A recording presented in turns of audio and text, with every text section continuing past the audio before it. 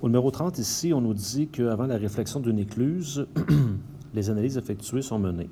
Les experts remarquent que l'activation des pompes, la hauteur de l'eau dans une écluse varie selon une fonction de valeur absolue.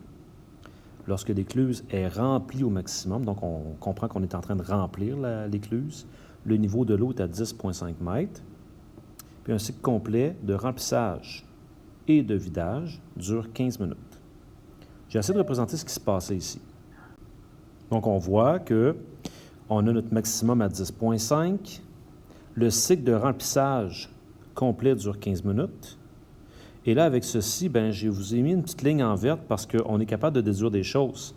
Entre autres, je suis assuré ici que le sommet, on va l'atteindre après 7,5 minutes, puisqu'une fonction valeur absolue, par définition, c'est symétrique. Donc, on a notre sommet. Notre sommet ici, là, on est sûr que c'est après 7,5, j'obtiens une valeur maximale de 10,5 mètres. Et on a 2 points, on a le point 0,0, puis on a le point 15,0. Donc, je prends ma règle sous la forme canonique. A, valeur absolue de x moins h plus k. Je vous rappelle qu'on peut fixer le b à 1. On va remplacer par un point. Je vais prendre le point 15,0. Donc, j'ai 0 égale A, 15 moins H, qui ici est 7,5, plus le K, qui est 10,5.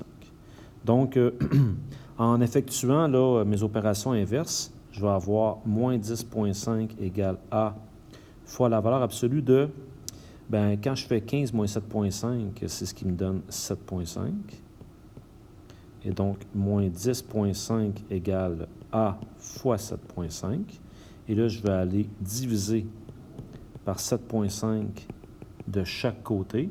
Lorsque je divise par 7,5, ça me donne moins 1,4 égale A. Donc, la règle, c'est f de x égale moins 1,4, valeur absolue de x moins 7,5 plus 10,5. Voilà pour celle-ci.